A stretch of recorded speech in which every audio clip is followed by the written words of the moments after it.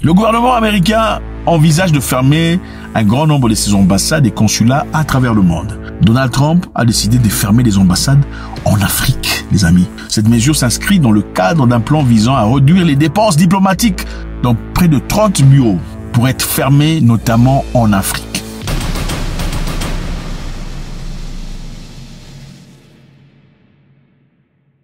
Avez-vous déjà remarqué une personne qui dise moi, je ne traîne pas pour oublier les gens. Si quelqu'un me fait de mal, je lui donnerai l'impression qu'il n'a jamais existé. Vous avez déjà rencontré des gens pareils, n'est-ce pas? C'est-à-dire, si vous me faites de mal, je suis quelqu'un de sympathique, de gentil et de généreux.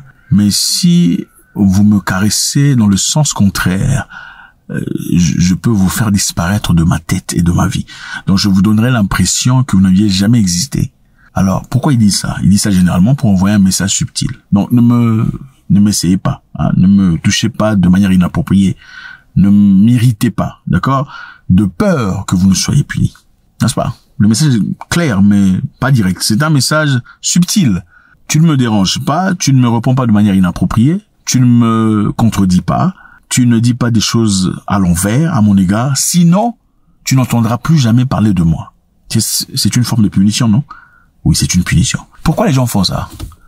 Les gens font ça parce qu'ils ont un sentiment de supériorité à l'égard des autres. Ou bien parce qu'ils essaient d'exploiter une certaine infériorité qui s'érige chez les autres. Donc, quand vous remarquez ou vous repérez de l'infériorité à l'égard ou dans la personne des gens à qui vous parlez, vous pouvez vous permettre de dire des histoires aussi penchées que ça. Genre, si tu me réponds, moi, je suis le genre de personne, si vous faites ça, vous n'entendrez plus jamais parler de moi. C'est une intimidation subtile. C'est un message lancé. À tout celui qui veut écouter, il a intérêt à se comporter de la manière dont moi je le veux se comporter. Si vous ne faites pas ça, dans ce cas, vous en subirez les conséquences. Mais est-ce que ça veut dire essentiellement que, voilà, la personne est supérieure? Absolument pas. La valeur d'une personne, c'est la personne qui se l'accorde. Voilà pourquoi on dit, on vous achète au prix où vous vendez. Ça veut dire quoi? Les gens vous respectent à hauteur du respect que vous semblez déployer pour vous-même.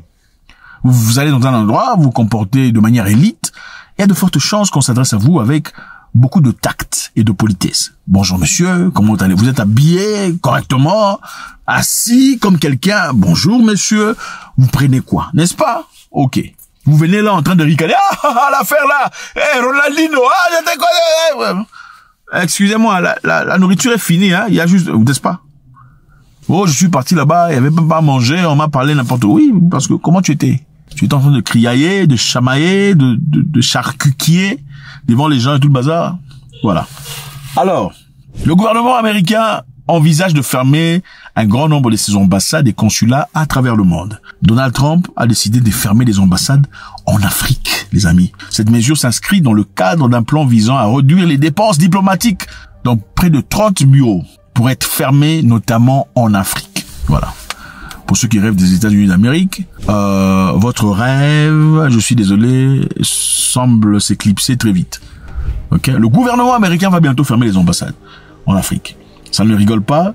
Alors, quels sont les pays où on envisage la fermeture immédiate? En tout cas, très proche, si ça se fait. On repère d'abord en République centrafricaine, le Lesotho, le Soudan et également l'Afrique du Sud. On va fermer les ambassades. Ok? République centrafricaine, là, vous voyez, sur la carte, le Lesotho, le Soudan du Sud et l'Afrique du Sud pourraient fermer. Donc, on prévoit de fermer 30 bureaux. Ok? La fermeture pendant ces 30 bureaux, ça ce sont des pays qu'on connaît déjà, hein, mais il y a déjà à peu près 23 pays, on estime, en Afrique, on veut fermer. L'idée s'inspire du plan du président Trump visant à optimiser le fonctionnement du gouvernement. Et il est aidé par l'homme d'affaires Elon Musk. Okay? Il a contribué assidûment à ce fait. L'objectif ici est très clair. Ils veulent optimiser ces ambassades. Ils veulent diminuer les dépenses, d'après eux. Ont-ils le droit de diminuer les dépenses? Absolument. Pourquoi? Parce qu'il a été prouvé que les États-Unis d'Amérique envoient de l'argent dans beaucoup de pays inutilement pour des projets complètement absurdes. Par exemple, il y avait un projet là, tester les mouse, c'est quoi? Les rats et les souris. Comment transformer un rat de femelle en mâle. Des trucs comme ça. On dépense quand même 20 millions de dollars, ouais. un projet pour aider les papas qui sont trouvés derrière, là, comment les réflexionner quand ils sont trouvés derrière. Projet de combien? 57 millions de dollars. Oui, oui. Does this advance the interest? Okay, so USAID awarded $4.3 million on October 1st, 2023 to a group to fund comprehensive health services for men having sex with other men in South Africa. Does this advance the interests of American citizens, Governor? No. Les États-Unis d'Amérique dépensent beaucoup d'argent. C'est quelquefois de l'argent américain se retrouver entre les mains des Boko Haram aussi, pendant ces histoires. Donc, sont-ils en train d'essayer de faire un travail noble pour les Américains? Oui. Ok? Donc, grosso modo, le travail paraît noble, dans l'idée selon laquelle il faudrait d'abord tout formuler pour les Américains, c'est-à-dire donner d'abord les opportunités aux Américains, préserver l'argent de taxes du contribuable américain sans avoir à le sortir, à le dépenser, fermer l'hémorragie qui est absolument pas nécessaire aux États-Unis d'Amérique, bien sûr. Mais en ce qui concerne les ambassades, est-ce que c'est important de dire on va fermer nos ambassades? C'est un peu comme si la personne qui veut dire si tu oses me parler comme je veux pas, je ferme. Je ne te parlerai plus.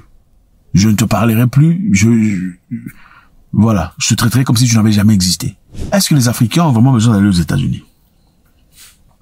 Les Africains vont faire du tourisme aux États-Unis, le safari? Non, il y en a pas. Il y a pas de safari là-bas. Il y a pas de lion aux États-Unis. Il y a pas de guépard aux États-Unis. Il y a pas de rhinocéros aux États-Unis. Il y a pas d'hippopotame. Il y a beaucoup d'hippopotames à Kinshasa. Il y en a pas là-bas. Il y en a pas. Il faut venir pour venir voir les hippopotames. Ok? Ils n'auront pas l'opportunité. Comment est-ce que vous pouvez monter sur un, je sais pas moi, sur un buffle aux États-Unis? C'est pas possible. Mais vous pouvez monter sur un buffle en Afrique. Ok? Mais il faut le faire le lundi, le mercredi et le samedi, parce que le jeudi, ils sont très en colère. Et le vendredi. Et puis, est-ce que vous pouvez toucher des hyènes aux États-Unis? Il n'y a pas de hyènes aux États-Unis. Il y a que des hyènes en Afrique. Hein?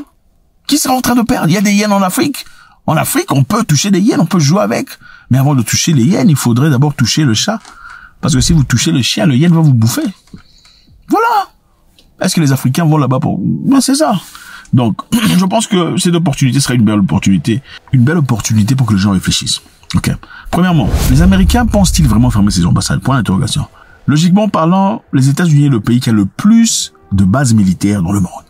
Plus de bases militaires. 750 bases militaires partout dans le monde. Regardez. Toutes ces bases américaines. Partout dans le monde. Secondo, il y a quelque temps, monsieur Général Langley, américain, était en train, le chef de Safricom ou Africom, était en train de projeter le mal ou la négativité de l'association entre les pays du Sahel et la Russie et la Chine. Parlons du Mali, Burkina Faso, le Niger. Pourquoi sont-ils associés aux Russes et aux Chinois? Ce n'est pas bon pour le peuple, d'après lui. Donc pour lui, ces pays doivent être en collaboration avec les États-Unis d'Amérique. Qu'est-ce que ça veut dire? Ça veut dire que les États-Unis d'Amérique ont besoin de son influence en Afrique. Alors, est-ce qu'on peut avoir son influence en Afrique sans avoir des ambassades? Point d'interrogation. Veut-il avoir des bases militaires sans ambassade? Point d'interrogation. Ou bien, peut-être, l'histoire de l'ambassade, c'est une rigolade. Okay? C'est une façon d'intimider les gens. Parce que, écoutez, Trump a placé des taxes, n'est-ce pas? Des tarifs. Mais il a encore fait quoi? Une pause. Il a placé des tarifs, ça a chauffé tout le monde. Il faut faire ça, il faut faire ça, il faut arranger avec Trump, n'est-ce pas? Ensuite, il a fait quoi? Il a mis une pause. Le temps de vous donner, le temps de vous arranger, de vous améliorer. C'est ce qu'il a fait. Avait-il vraiment besoin d'imposer ces tarifs? C'est une stratégie géopolitique dans l'objectif de vous faire réagir, d'améliorer les deals. Il avait chassé Zelensky de la salle. Même s'il n'a pas dit ouvertement, il a dit, mais vous êtes mal habillé, tout ça. Zelensky est parti. Tu n'as pas les cartes, c'est nous qui avons les cartes. Non, ne nous dites pas ce que nous allons ressentir. Nous essayons de régler un problème. Ne nous dites pas ce que l'on va ressentir comme effet. Non, vous n'êtes pas en position de nous dire ça. C'est la première chose. Vous n'êtes pas du tout en position de dicter ce que nous allons ressentir ou les impacts que nous allons ressentir. Nous allons nous sentir très très bien. Nous allons nous sentir forts. Vous allez vous sentir influencé. Vous n'êtes pas en position pour le moment de dire quoi que ce soit. Vous n'êtes pas dans une bonne position aujourd'hui. Vous n'avez pas les cartes en main pour le moment. Grâce à nous, vous avez quelques cartes en main. Il a coupé le partage des informations stratégiques de la CIA, des renseignements. Les renseignements qui aidaient l'Ukraine à pouvoir détecter, à travers les États-Unis d'Amérique évidemment, les missiles et les frappes qui venaient de la Russie. Au préalable, avant que les frappes n'arrivent, c'était à travers les États-Unis. We have taken a step back and are pausing and reviewing all aspects En coupant cela, en coupant Internet, l'Ukraine est devenue borne, si pas aveugle carrément. Et après, l'Ukraine a dit on va négocier. Écoutez, on va négocier. On négocie le deal des minerais. L'Ukraine avait refusé. Est-ce que les États-Unis avaient l'intention de couper l'information et l'Internet pour toujours? Non! C'est une stratégie. De même, comme je le dis ici, beaucoup ne le voient pas, pour les taxes et les tarifs, c'est une stratégie pour reshuffle, battre, rechanger les cartes. Il n'a pas l'intention de le faire pour toujours. Pour les ambassades aussi, vous pensez que les États-Unis peuvent pourrir partout dans le monde sans avoir des ambassades et des consulats? Ce n'est pas possible. On ne peut pas avoir des bases militaires sans avoir des bases diplomatiques. Ce n'est pas une possibilité. Regardez cette interview, cette occasion ici. On a demandé à M. Trump de quitter. Les États-Unis avaient été demandés de quitter l'Irak, n'est-ce pas? On leur avait demandé de quitter. Qu'est-ce qu'il a dit? Je pense donc que nous avons fait un travail fantastique, mais nous souhaitons à terme laisser l'Irak gérer ses propres affaires, ce qui est essentiel.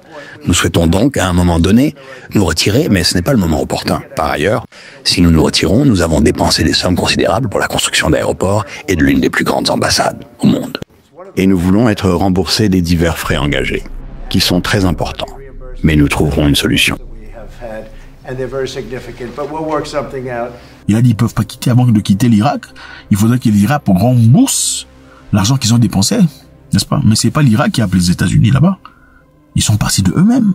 L'Irak n'est jamais parti aux États-Unis, c'est eux qui sont partis.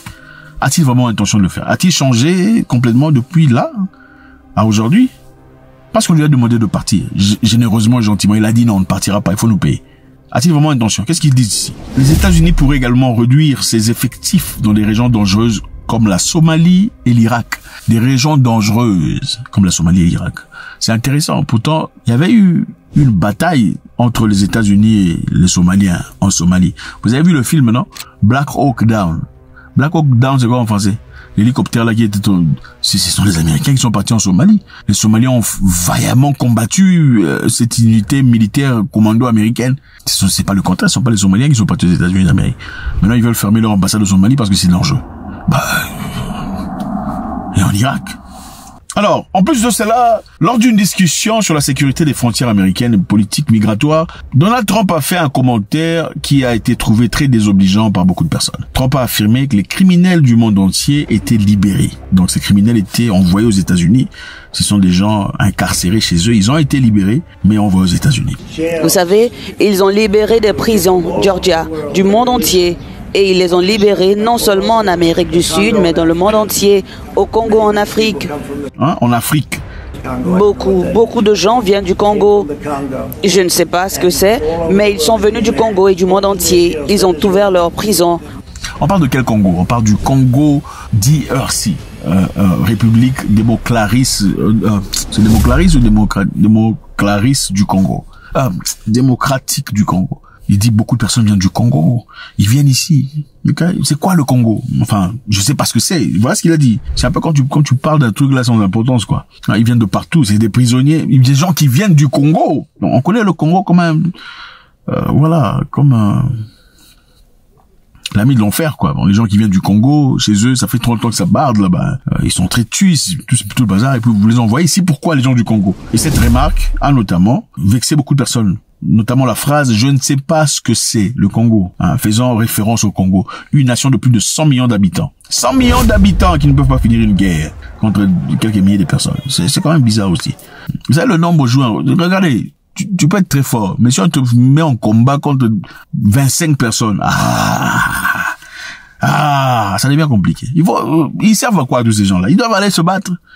Les Vietnamiens se sont battus avec des machettes.